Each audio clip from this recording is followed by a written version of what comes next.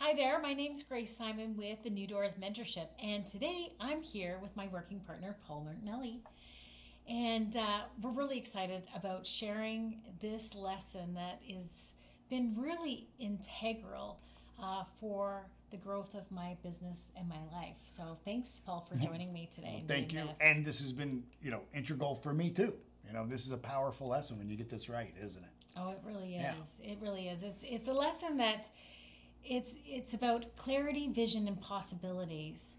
And Paul's mentorship has really guided me. You've really guided me through this process of conscious awareness that I needed to come to in order to understand the changes that I needed to make about the beliefs I was holding about myself, that I couldn't own, I couldn't hold on to if I was to move forward. Yeah. The beliefs that I was holding were preventing me. Yeah. They don't serve you. You got to let them go. I had to let them go. So I needed to get clarity for what I wanted. I need to get clarity for what I wanted to create, and really I couldn't see past the next year. I really was living in a place of transaction from year to year. I didn't really have a big vision. So when we talked about, having vision of where you want to go in your life, that was really uncomfortable. And so that's where we start. Well, it is uncomfortable. And I think for most people, it's the hardest question to answer. Like, what do you want? Because we know what we don't want, right? We don't want this to happen. We don't want that to happen. We don't want this to happen. And you're right. If you're not careful, you could end up with the life of Groundhog Day, right? Where it's just the same thing over and over and over again. Maybe the people change, right? The houses change, the addresses change, but it's the same thing. And before you know it, you're a decade gone. It's like, what happened to my 30s? What happened to my 40s? What happened to my 50s? And it ends up being just transactional, right? We end up, living our life by default rather than by design, how we were created to be. Yeah, and it's sad because the majority of people struggle with this issue, right? Yeah. And what I needed to understand and come to, and you helped me through this, was the willingness to create clarity. You have to have a willingness to create this clarity, because we hold on to that default. We hold on to that story because we don't know. And so there has to be a willingness to create clarity for building towards a different outcome. Yeah, because there's a very real attachment to the way things have always been. And the minute you go to change that, two things happen. One, there's the pain of disconnect. And then two, there's the whole newness, which invites failure, right? Because now you're going to have to do things you've never done before. You're not at the same skill level as you were when you were just kind of redoing what you've always done, even though it's not getting you what you want, right? You got to grow. Yeah. So are you willing to surrender the hidden beliefs that keep you stuck? That's right. That's the first question that we have to, ask. And, there's people that I help to remove blocks and barriers, even addictions. Yeah. And they're not willing to let it go. Nope. Yeah. And so they remain bound, right? They remain stuck. Oh yeah. We have to be willing to become aware, to move from this wantingness to this willingness. And there's a gap between the two, like you said. And so for myself, it was getting to a place that it was permissible to say what it was that I wanted. And I actually had this clarity just come recently. I mean, Paul, I don't know if it was the same for you, but for me, I was raised in a time when you weren't really even allowed to ask permission for what you wanted. I mean, you waited to be asked. That's right. If you were a guest at somebody's house for dinner, have you ever remembered this? When I was a child and we would go to people's houses for dinner and they'd ask if I want seconds. Yeah. Yeah. It was rude. Yeah. To ask for seconds. That's right. Even if you were being asked if you want That's more. Right. To say yes was even rude, right? Say yes was even rude. I mean, inside you're asking, like, screaming, like, oh, I would love more potatoes. Yeah. But no, thank you. It's okay because it's rude to say that you'd like some more. Yeah. And so you're anchored in this belief that it's rude to say what it is that you want. And it's hard to imagine that we transfer, potatoes to our goal, right? It's weird, yeah. But we do. How you do anything? how you do everything, right? It's absolutely incredible. You know what you wanted. You were being asked Yep. if you wanted it, Yep. and yet it was rude. Yeah, that old conditioning kicks in. So no wonder we have a problem getting clarity on asking that. I'm sure that, as it's familiar for Paul and I, it's familiar for you as well. Yeah. That's our generation. So so we want to move forward. We want to get clarity for what that is. We have to be willing to let go of that belief of it's rude to ask. When the truth is, ask and it shall be given. That's right. Right? So we need to speak with that willingness of wanting to be willing to give yourself permission to move forward. Yeah. Yeah. 100%. Yeah. So how did you get to that place from that unwillingness to willingness? Did you have a moment? I think what it is I think, like for most people, it's when your back is right up against the wall. It's like when you're in struggle and you have these never again moments where, for me, it was, I was a struggling entrepreneur. My sister called, told me that my grandmother, who was the love of my life, had a stroke and I needed to get home, and I didn't have the $600 to get there. And I was too prideful to ask and not resourceful enough to come up with the money. So I waited 3 or 4 days till the price dropped. And when my grandmother passed, she had 12 of her 13 grandchildren around her bed, and I was the one that was missing. And I remember it was Beinhauer Funeral Home, and I remember looking at my grandmother in a casket and saying, "That's it. Never again will I live like this." Wow. And so I think we can have those moments. We can have never again moments that are forced upon us, or we can create those. We can say, you know what, I'm going to have a turning point in my life. I'm going to take the time and I'm going to redesign my life. Powerful. It is. Wow. That's where all things work for good. Yeah, 100%. Right? Yeah, 100%. It's good. And then when that willingness opens, everything begins to open. Yeah. That's how we create what it is that we want in our lives. Yeah, the very first understanding from when we're talking about attracting possibilities is that. Yeah. So we're going to look at 3 areas. Okay. We're going to look at clarity, vision, and possibility. And we're going to go over it lightly in today's lesson. There's a deeper lesson that I teach that invite into the community about going deeper, because it's a deep lesson. And I would just say that, transformation isn't an event. I mean, this is certainly a great start, but I have been doing this, oh my goodness, for 35 years. I started my journey of personal growth in 1990, I guess. I've never met anybody who's ever reached any serious level of success or achievement where they've had it sustained for a sustained period of time who didn't have mentorship. And so allow this to be your start, but then, at the end of this, make sure you reach back out and, invest a little bit of time, invest a little bit of money, and have somebody, have Grace walk through this with you one-on-one, because chances are you don't have anybody in your life who will listen to you without an agenda. Because if you think about it, everybody in your life has an agenda. They've got a picture of who you are, and they've got a framework of who you are and who they need you to be to keep their perfect little puzzle together. Right.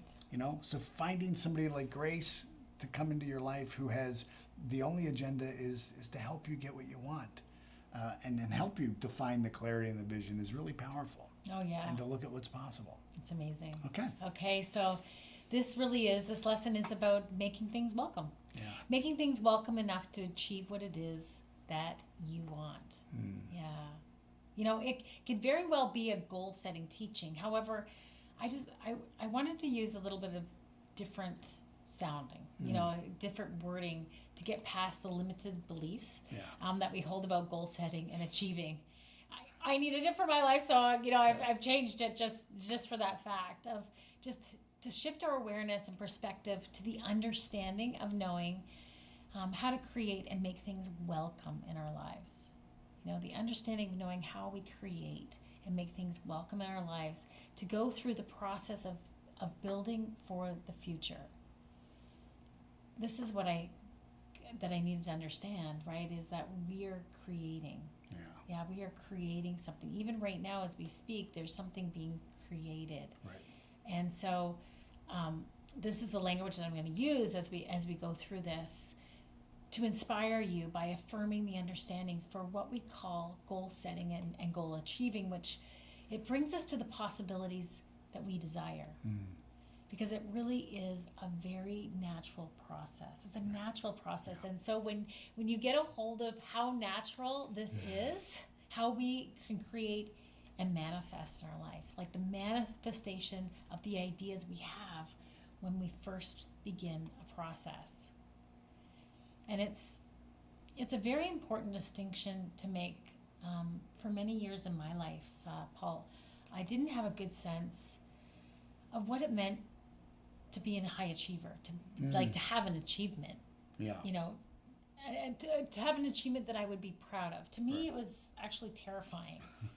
I never really set myself up to be a high achiever in school, and so therefore I wasn't. Sure. Right? I thought if I didn't set goals intentionally, I wouldn't let myself down.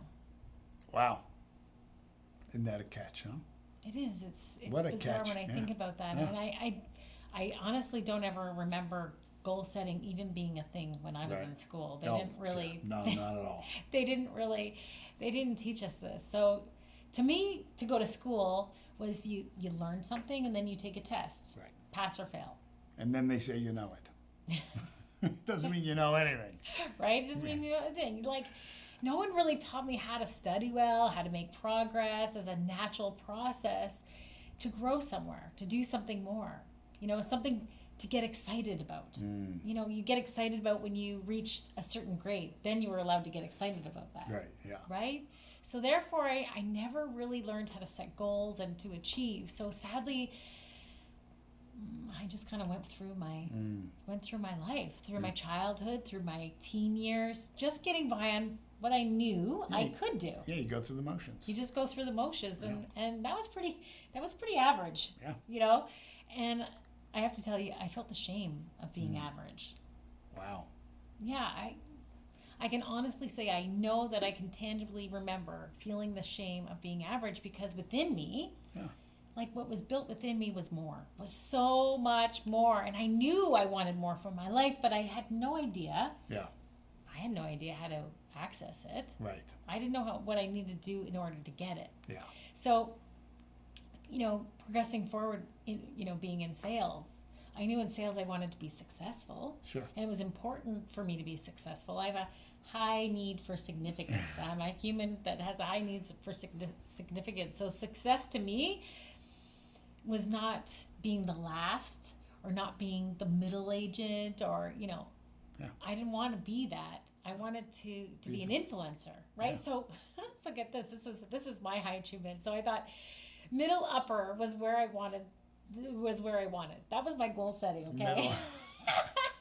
There you go. That's where I was. Like, what does that mean? That's specific. I don't know. Yeah. Safe, that's what it means. Yeah. I thought middle upper was where I wanted to be. So therefore, that was my possibility gauge. Wow. However, like my dreams were deeper. My visions within myself were constant.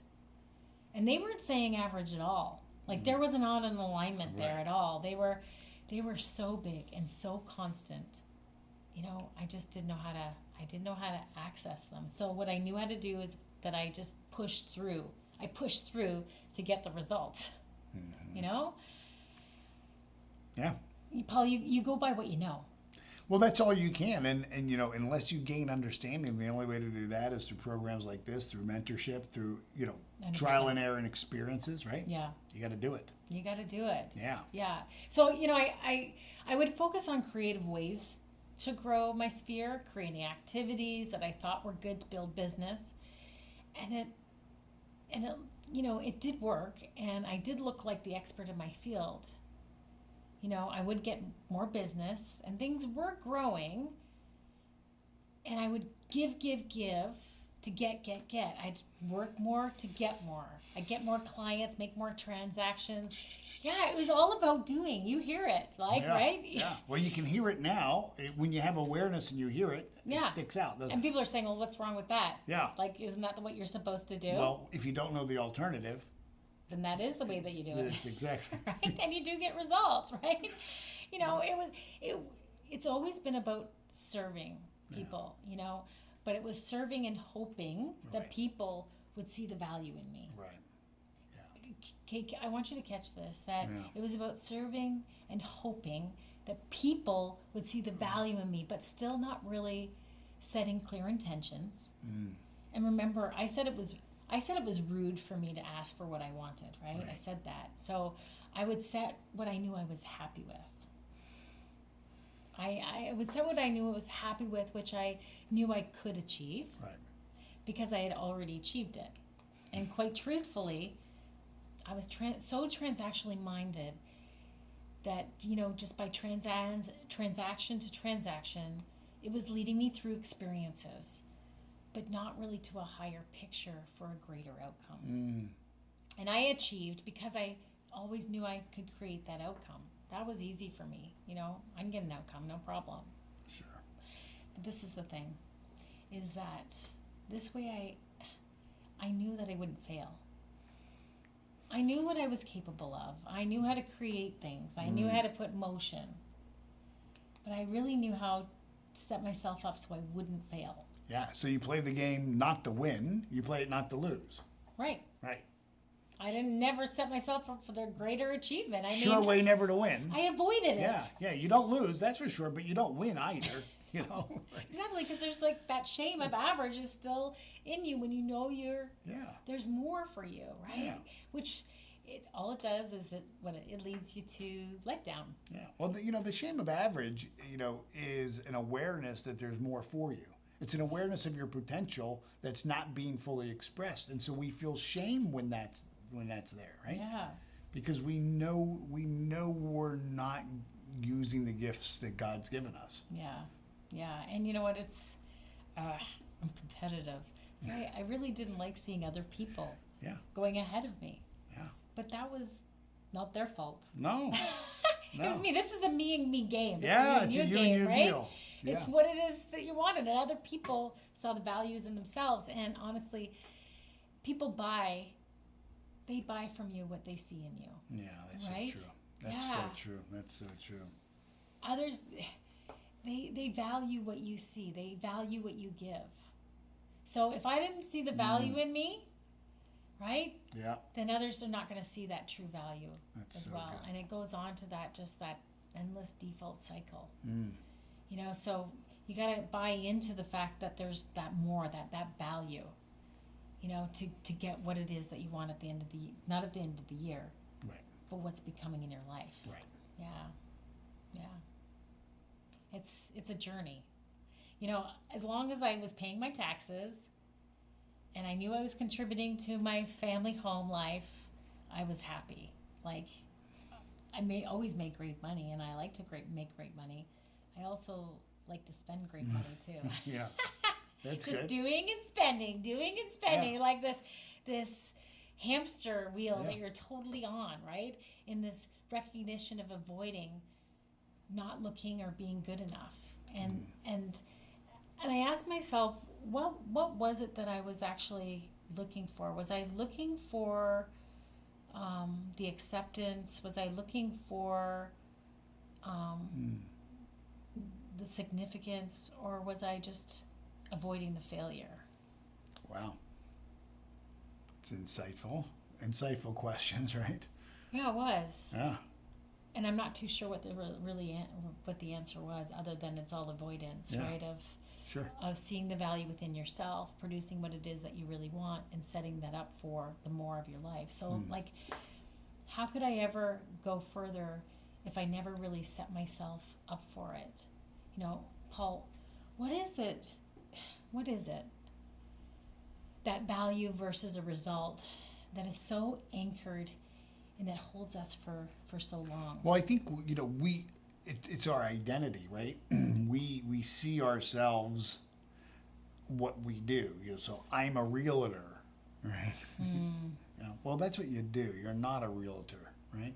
You're a spiritual being gifted by God with an intellectual faculty to be, do, or have whatever you want, and you're expressing that giftedness through the vehicle of being a realtor. But you're not a realtor. It's what you do. That's what I do. But it becomes part of our identity.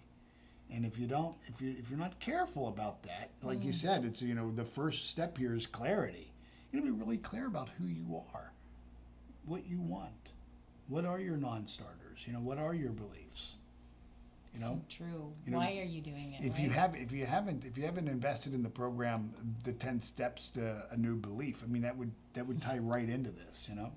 Oh yeah, It really would. it does. It goes hand in hand for gaining that clarity and being accepting, you know, for what it is that you want, and just getting tired of that avoidance, right? Yeah. Of the more. We were meant for more. So that thing in you is always going to scream, whether you ignore it or not. It's just gonna keep screaming at you. So you might as well just. Well, it's the spiritual nature of who we are. Our spirit is always seeking fuller expression and fuller expansion. That spirit is found in everything. It's why we see grass grow through concrete, a potato roots to the light, right? We will always be seeking more. Always. Yeah. I have a story. It's really interesting because even before, when we're talking about creating these 10 steps to belief, even before I got my real estate license, I mean, I got married at 19. Wow. I had my first That's baby young. at 20. Yeah, I had 3 kids by 26. Shoo. You know, my husband was unstable with jobs, and, you know, I'd gone through bankruptcy, and we went through all that. Like the first, from 19 to 25, we had been through Wow. repossession, all of those things. And so, you know, we were young and we were out on a drive, and we went driving into this neighborhood, and it was an upper class neighborhood. And I remember it so clearly. My husband says to me, he says, "I want to live in this neighborhood. This is where I want to live. I love the big trees, the streets, the lampposts. Yeah. Like I want to live here." And I looked at him, and I remember it. I responded so snarkily with him. I said, "I do not want to live in this place. Like, why would you want to live around a bunch of stuck-up snobs?" Yeah. I had this belief. Demonize them, right? Yeah, I did. Like, why would you want to surround yourself with this? I had this belief that if you lived in a super fancy community like this one, that you were a snob. You know, that you separate, and then you wanting to be in this neighborhood, you know, you're aligning with that you're better than everybody else. Yeah. You know, I didn't want to relate myself to that. And interesting, it would be like 10 years later, maybe a little bit more, give or take. We had 3 kids. I'd gotten my real estate license. My husband, you know, had progressed in his business. We moved into that neighborhood. I love it. Yeah. We moved into that neighborhood, raising our kids in a beautiful surrounded by our best friends. Like we have incredible memories of living in that beautiful community, and it gets better. You know, I got my real estate license selling homes in that neighborhood, but it gets even better. I became, you know, the city councilor and I was the ward councilor for that neighborhood. Yeah, there you go. You know, that very neighborhood that I snubbed, you know, that I rejected. At a lower level of awareness. At a lower level of awareness served me and my family incredibly. And in fact, we moved on, you know, to being a luxury agent that selling houses for more expensive homes than that neighborhood. You know, I went beyond even where that was. But I didn't have the awareness at the time. That's great. It's such a good, because it's a whole process that we go through in learning how to change a belief, like I needed to do in order for that to happen. But you know, it comes aligned with this clarity, vision, and possibility. And what I was creating back at that time was limitation, because that's what I believed. Yep. You know, for what I had already achieved up to that point, graduating high school, being married at 19 and pregnant at 20. And it turned out, thank God, it turned out really well for us, right? But there was a lot of youthful struggle in that process. I would imagine. Right? Sure. Yeah, that was my learning strategy. You know, it was tough. Yeah. Right? It was really tough. And maybe for some of you watching today, maybe for some, it's having a really tough upbringing, that things would be taken from you, right? You had a lot taken from you when Sure. you were a child, or maybe you were raised in an unstable home. You know, things would go along okay until something dramatic would happen and you'd have to start all over.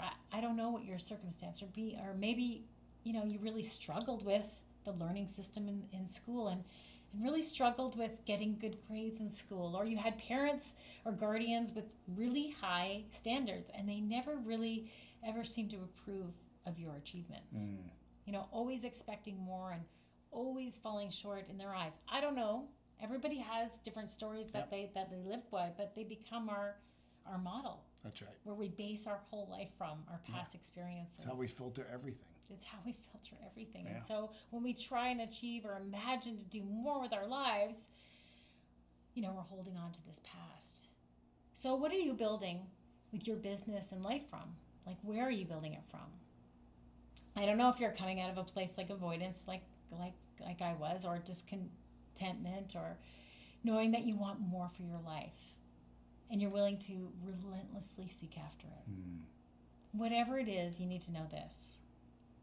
What if that time space of quitting, from allowing yourself to quit on something, being incorrect, maybe wrong, what if it was actually a natural process and a necessary part of the process in gaining clarity for the desired more that you seek for yourself? What if? Yeah. What if it's come to serve you? Yeah. Right. What if it's like that time space there for you to have self-evaluation, self-contemplation, a necessary time of the law of rhythm rather than a space for more action? That's hard when you're a doer. You're transactionally, you know how to put the grit, you go after it, right? But we want to entertain the new thought of gaining clarity, of just not filling your life with more. Not just going to the place of do. Right? Go get them, go get them, go get them. Yeah, and sales feeds into that, right? You bet it does, yeah. It's all a numbers game, so you got to rack up the numbers. You got to rack up the numbers. It is, especially when you're new in the industry and there's up and downs in the market. Like, that's never going to change. There's always ups and downs in the market, slower markets. And realtors or insurance brokers or mortgage brokers, whatever, they find themselves in this place like, I'll never do another transaction. I remember that, being transactionally minded, right? Never, oh my gosh, I gotta find another job. I gotta go work at the Metro down the road, right? Or, you know, find some flip burgers or something, because anything but this, right? Anything but this, you know? It's a good time to start for another job. And we go into this anxious, this place of needing to figure out what to do to make things happen. Right. And that's where we need to change. And it's not wrong, okay, you doers out there where you're just like wanting to tune down and shut me off. It's not wrong for action. Action is necessary. Right. It's totally necessary for movement and momentum. But we want to entertain something. Yeah. That what if that time space of, instead of accepting anxiety and worrying about what's to come, apprehending those thoughts. Apprehending those thoughts and feelings, and realize that this was necessary. This was really necessary. My husband, went through a time where he was laid off. Yeah. And at the time it was, remember, right? And scary. It was scary. Yeah. But it was the greatest time of his life. Yeah. It was the greatest time for our family. It's a great discovery time. It's a great discovery time. So whenever I hear somebody's getting laid off, I'm like, oh, just wait. This is the greatest moment. Make the most of it. Like, you'll never have this again. You may not ever have this again. So what are you going to make forward? So thinking, being able to look at things differently in order to move forward towards an intentional goal to get a different result. To use that time as a creative process to strengthen your inner image and understanding for creating the business, creating the career and life that is uniquely aligned to you, with you, for you, to serve you. Wow. Even by doing nothing, not exercising, right, studying, whatever, doing nothing. Yeah, sometimes it's a great moment of creation, isn't it? It really is. It really is. Yeah, to hold an image, and to be able to ask yourself what it is that you want, giving yourself permission, allowing yourself to take this pause in time to get clarity on that image. You know, I just, so that you can move forward in a new direction to get that desired outcome. Like, wow, what does it mean to achieve? What does that even look like? So without going after, just picture what that even looks like. What does that even mean to you? It's not just a physical activity. It's a spiritual. Everything is spiritual, and it begins at that. A couple of summers ago, when my husband was off work, I was really struggling with this idea of transferring from, being a full-time successful realtor to being a mentor and a coach. I was struggling, thinking, Wow. I had to give up one or the other, right? And I remember hearing this. I remember hearing what I believe is the voice of God speaking to me, within me, saying, Grace, I don't want you to strive to win this summer. I'm like, okay. He said, I just want you to allow for the work to come to you. I'm like, okay. I didn't really think that I was. Didn't think I was really striving in that moment. I didn't even think I was, but I guess he probably knew I was going to go into it, right? Yep. My husband was off work. Yeah, so you're right? going to go get it. I'm going to go after it, right? My husband's off work, and we were doing pretty well in the groove. But he must have knew things are going to get quiet here, and you're going to start to strive. But I just want you to rest. I want the things to come to you. I was in charge of making the bacon. Yeah. Right? So and bringing it home. Bringing it home for us to eat it. But am I really in charge of making the bacon? No, Right? Right. Am I really in charge of making the bacon? What if by changing a perception of achievement and began to see it as a creative process of that pausing, allowing things to manifest through my life in that pausing period, right? Being able to receive the instruction. I don't want you to strive. I want you to allow things to come to you. Wow. That's faith, isn't it? That's faith. When I was we were at the cottage up north, and there's this boathouse. And so I climbed up onto the boathouse. I'd heard people were jumping off this boathouse. Sure. And so I'm like, I can jump off this boathouse too, right? So I get up to this boathouse. And it took me a long time to jump up. My husband's like, are you going to jump off this boathouse or you're not? I'm like, it looks pretty clear. It's all clear. People have jumped up. They haven't died. I can do this. And it took me a while, but I jumped off that boathouse. And that was a shift in movement for me. Was I going to trust this process or wasn't I? Yeah. Right? It's like a living metaphor, isn't it? Right? It was a living metaphor. I'm being asked not to strive. Right. Allowing the work to come to me. And was I really going to take that leap of faith where in a moment it's out of my control? Right? In the belief of, am I really making the bacon? Am I really, do I have to do in order to get? Or am I a part of a process? Am I a part of a journey? Am I a part of this creation, of this possibility? When I think about that was something that excited me. Yeah. It's like, oh, this gave me a lot more confidence after I jumped off that boathouse, and I was like, yeah, what else can I do? I understand. Yeah. What else can I do? What else is out there for me? What else is possible? Like, right? this is good. Yeah. Things have started opening up, and the business, it always does come. Right? It always does find you, doesn't it? Always finds you. Like, allowing your life to go into that place. So for some reason, when I looked at this process as creating things and manifesting things, and I had less self-judgment. Yep. Because if you're not doing, like, what are you doing? Yeah. Grace. Right. Paul. Yeah, come on. Yeah. Yep. And you'd meet with temporary failure. Sure. And I'm a woman of faith, right? But I didn't read and see the Bible from the perspective that I should have. I believed that I had to change and improve myself all the time first to get closer to God. And that's not the teaching of Jesus At at all, Yeah. right? No, He right. reconciled everything, so I don't have to strive. You don't have Right. to strive. So clarity for what it is that we want helps us to envision for what's possible, and these are skills that must be learned by that Yeah. willingness that we talked at the beginning. And they require a new learning model, as all things do. Just as we're learning to walk, Yep. as we're learning to ride a bike, drive a car, sell homes, and move towards a luxury level agent. That's right. Right?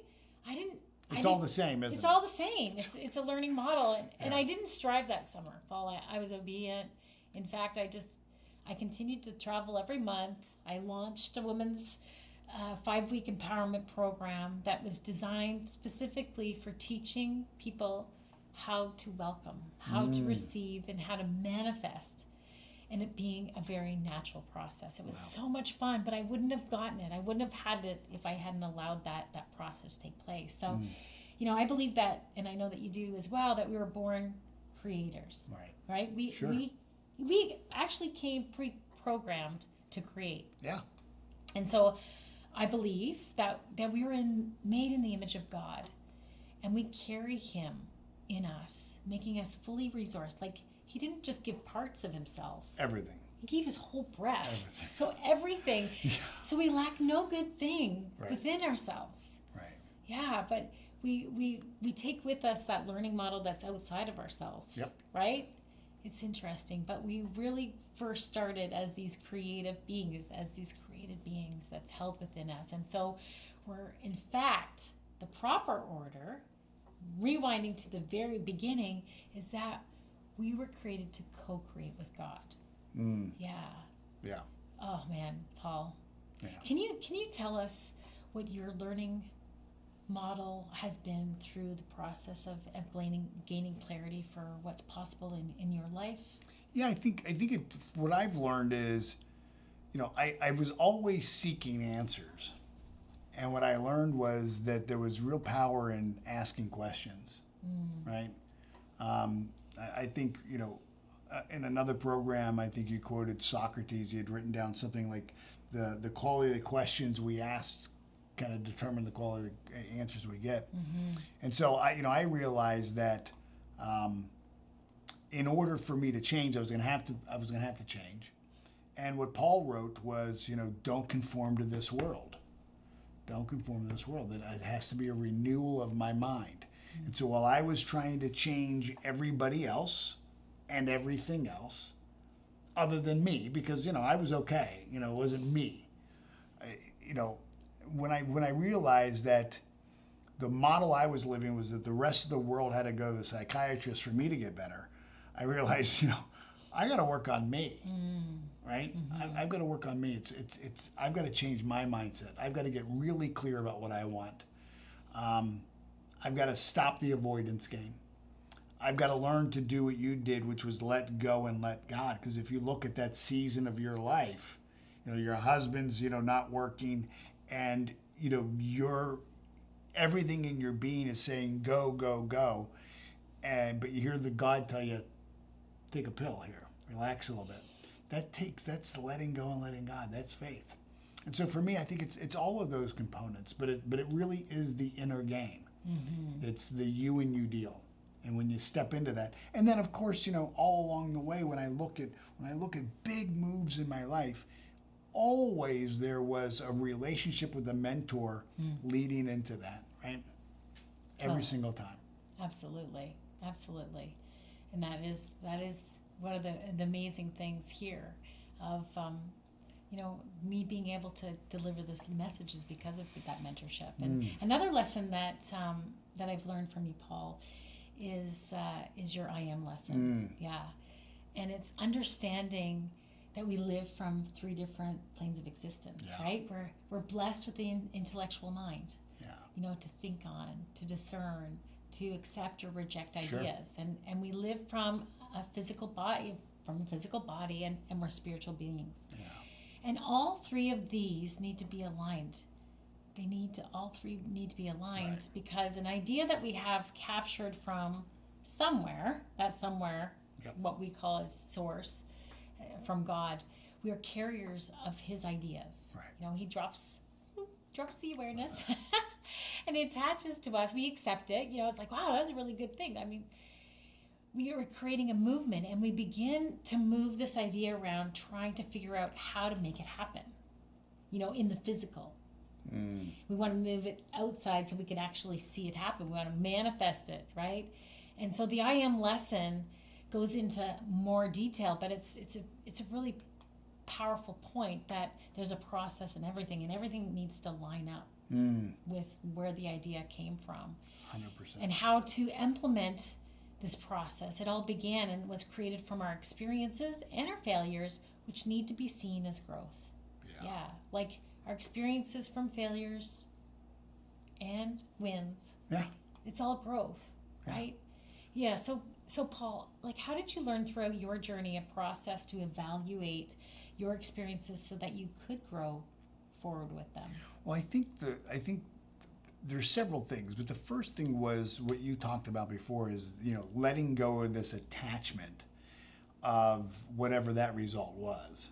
You know, I need a result in order to improve a result. And so that means I'm willing to fail in order to get that starting point, right? Yeah. So first off, you know, being willing to fail is a really big struggle.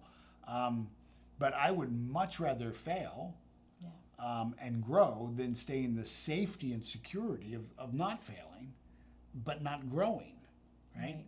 And so I think for me, part of it was understanding that I have results, I'm not my result. That my results are nothing but a reflection of my awareness of my potential maybe 6 months ago. That I have much more potential than my results would indicate. Yeah. Right? And the more willing I am to let go of that identity, the more aware I become of that potential. You know? Yeah. And then what I can do is I can look kind of in this objective mode, into observational thinking, separate myself from my results. Again, I'm not my results, I have results. Separate my being from my behavior. Yeah. And then look at that objectively and say, okay, well, if this person wanted to change those results, what would they do? And then take inventory of, okay, well, they would increase their ability to communicate better. All right. Yeah. They would actually rest more. Oh, okay. You know, they would work on some forgiveness because there's a block there. These are the things that they could do. And now I would have this inventory of where I knew I needed to work for me. Right. So then you have a pathway going forward of what you need to move forward. Look, it's good. Look, it's a full-time job changing Paul, let alone me changing you or anybody else. That's true. Right? Yeah. Yeah. Yeah. I'm not agreeing it's Yeah, full time for you, but for me. Yeah, right, but it is. It's a full-time job. I get it. Yeah. So. That's right. Yeah. You know, it's like everything. You know, for me to become a luxury agent, I already possessed the ability to learn the skills even before I had my license. Long before that. Long before. That's right. But I had to learn the skill of first passing courses. You have to have 75% or higher. Remember I said, you know, I was used to average marks of, 60, 65 was fine for me. But now I had to exceed that. Exceed that, right? And that was a process. That was a progress that I needed to challenge myself.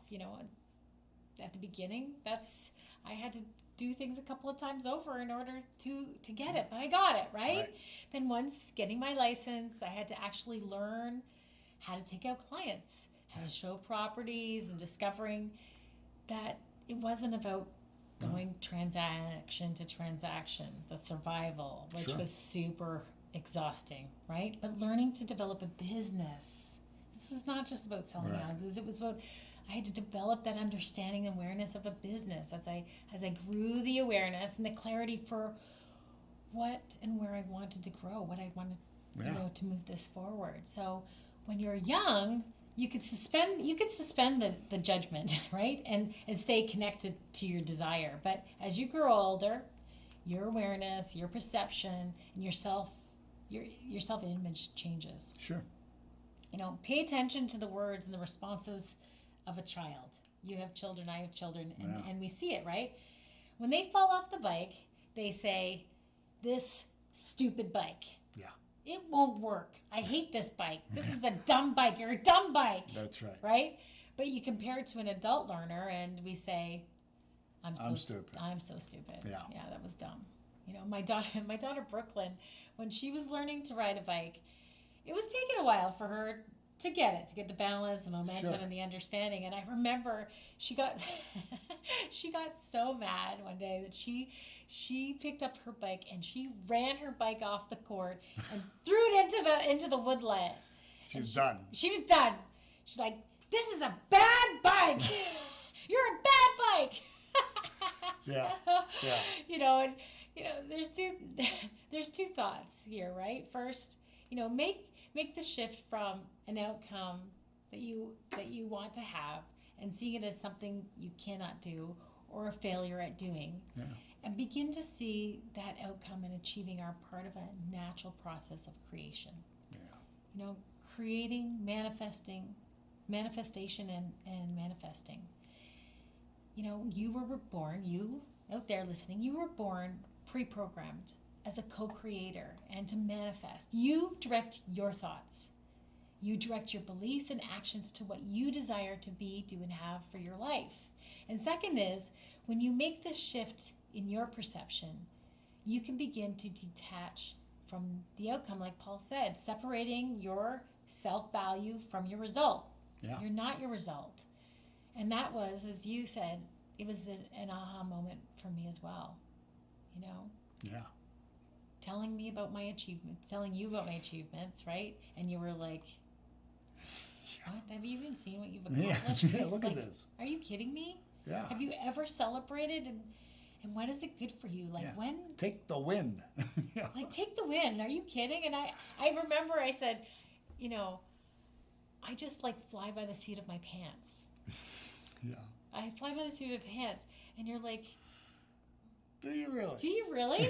Really? If I was just like to walk into space with all your friends and all your Yeah. community, would they say like, Yeah. does Grace Simon fly by the seat of her pants? Yeah.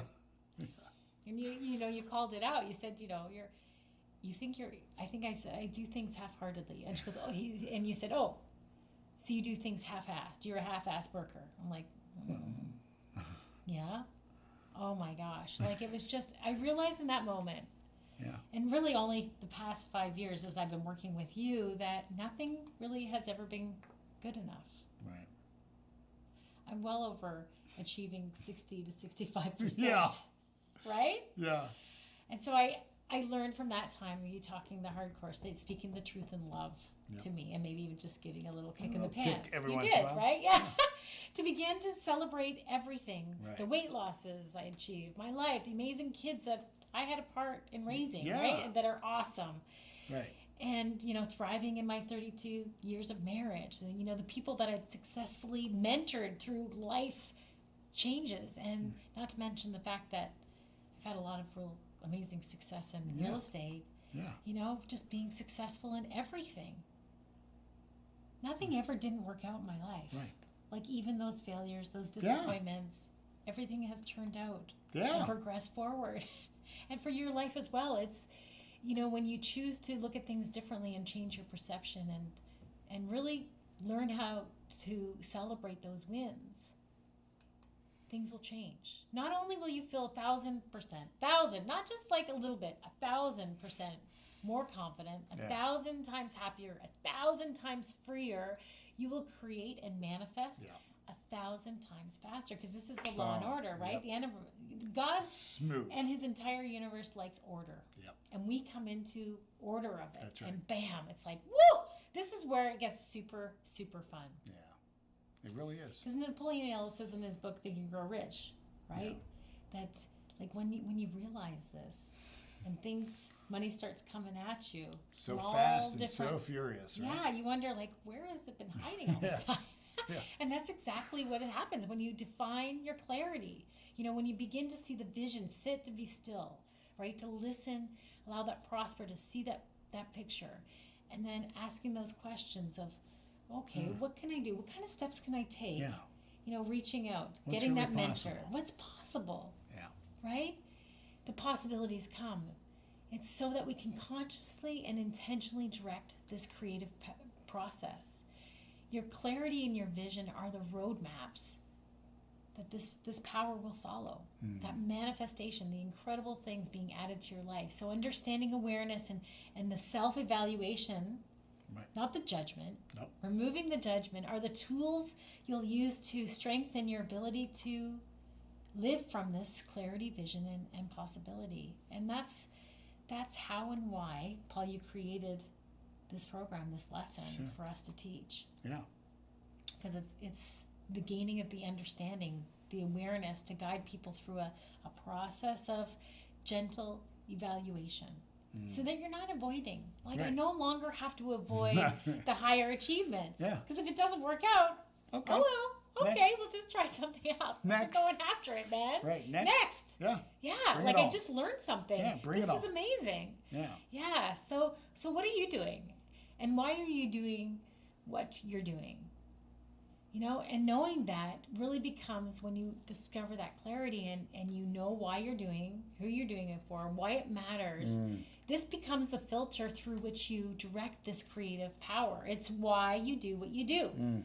So that you can create and continue to create what you feel is your highest calling and your highest good. Yeah. Wow. Many people, they'll get hung up on this, knowing their purpose, right? And it's not uncommon to feel that, Yeah. right? It's Yeah. It's hard.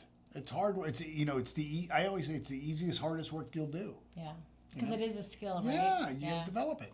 You have to develop it. It's like riding the bike. Yep. When you first learn to ride the bike, you get on the bike, and you guessed how it Yep.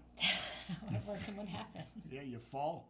You Skid pay your the price. knee, right? Oh Yep. my gosh. Right. Oh yeah, but you can always ask for somebody to help. Like Yep. all of us have learned. I'm pretty sure all of us learned with somebody holding on to the bike. You bet. That's how I learned. That's how. Nobody learned from a book. Nobody learned from the book. I taught all 4 of my kids Oh my goodness. how to Yeah. ride. You know, and I remember my dad teaching me and having to borrow his belief Yeah. and just like trusting that he wasn't going to let go of the bike. Right. You're not going to let go, are you? You're gonna hold on to me. You're gonna Right? hold on to me. You promise? I promise. I promise. Yeah. But then when he knew it was time to let go, he let go. I'll let go. He let go. And that was, you know, for you, for your kids, teaching your kids how to work. Sure. It's the process of knowing when your leader, your mentor knows how to let it go, that Right. gentle leading and letting go. Yeah. Yeah, the people that you trust is so important. But you know you're still gonna fail. So you don't know what your life purpose is or your clarity right now. It really is okay when you have somebody coming beside you. You know, the clarity that I've come to isn't just to be a luxury agent. Right. You know, that's not my purpose. No, I really love it Yeah. and I really enjoy it. Yeah. It's a lot of fun. Well, because you do it to serve people too. I do it to serve Yeah, people. you love it. It's really great because it's about a journey, right? Yeah. It allows me to serve in other areas of my passion, right? It allows for me to use my time for mentoring and coaching salespeople. Right. It allows me to serve in my local city, you know, as an advocate, as a public servant, and creating experiences and memories for my family. Like it's the bigger picture. So your clarity around what you're doing, where you're going, and why, it will be the filter through which you make most of your life decisions through. So you want to create this vision, you know. Yeah. So Paul, how did you come to a place of clarity that helped you move to where it is that you are today? Well, one of the things that I did, which is surprising because I'm a high school dropout, and I didn't do any writing at all, and now I'm a writer all the time. So I got into journaling. Journaling became a really powerful part for me, and I just kind of created my own way of journaling. When I first started the journal, you know, I was trying to, you know, reach in and pull out, you know, what I was thinking. And I had a lot of attachment about what this should look like and whether I was doing it right or wrong. And then when I realized what I was going to do is I was going to let go. And instead of writing, I was going to transcribe. I was just going to I was going to write a question, what was the question? Like what's my next very best step for my highest good? And then I would just write. Sometimes I would write, I got to go grocery shopping. I got to remember to walk the dog. And, the jumping monkey in my conscious mind would come. But eventually you run out of that stuff. And then you get to this place where you can hear God's voice really clearly. Mm-hmm. And then you begin to transcribe. So I think probably one of the most powerful things for me was journaling. Wow. Yeah. Because and I say journaling, not like typing it out, because, Earl Nightingale said that he said that ideas and dreams are like slippery fish. If they're not gaffed with the tip of a pen, they slip away, never to be seen again. Mm. That writing causes thinking. Mm. My wife Holly can talk to me and type, without thinking. She can type. But you put a pen in somebody's hand, and they have to think. Mm. It forces you. It forces focus. And so when you write out the question and then just see what comes, you'll be amazed. Letting it be that guide, right? That truth. Yeah, I call it authentic journaling. Yeah, it's good. I journal as well. It's interesting. It's very good for your soul, isn't it? Yeah, it is. It's a really calm. It's a great form of meditation. Yeah. When you're not writing with judgment about who's going to read this. Yeah. Because the moment you do that, everything changes. Right? Then you're writing for somebody else and not yourself. Yeah, and that's the whole point of this exercise, that you're writing something for your life. Yeah. Not for somebody else's. Yeah, and hopefully you're doing this program for your life and not somebody else's, right? Yeah. It's really good. It's good to find that value for your life and to really desire something more. I'm learning. We're learning to do that for our own life, right? And so taking what we're learning from our life and to help guide people to their full awareness of their purpose and their oneness with their Creator to achieve extraordinary results in all areas of life is really fun. So as we're talking about this, what does possibility look like for you? I want to encourage you to enter into the process of gaining clarity. Maybe take up some journaling. Sit down without any judgment and just write. Ask a question. What would be my first step? Because when you go to that, what do I want? That gets you stuck. Yeah. So I think that's a really good question to first ask. Yeah. What's the next step for my highest good? My highest good, and go to those 5 areas of your life, right? What does it mean for my relationships? Yeah, spiritual growth, personal development, health of my body temple, primary love relationships, right? And the flow of freedom of time and money. Yeah, get real with this. We had said earlier, it's a you and you game, and so this is all of your life. It's the fullness of everything that you do, and learning to really sit there and cast vision for it. Learning how to let go, listen, and receive. I'm here for you every step of the way, as Paul has been for me. I'm here to be a partner in belief. I'm here to help hold the image of possibility with you and help guide your next steps. And I'm really excited to connect with you. I believe in you and the possibilities you hold to discover for your life. Great. Thanks for coming. Thanks, Paul. Yeah, thank you. Be well.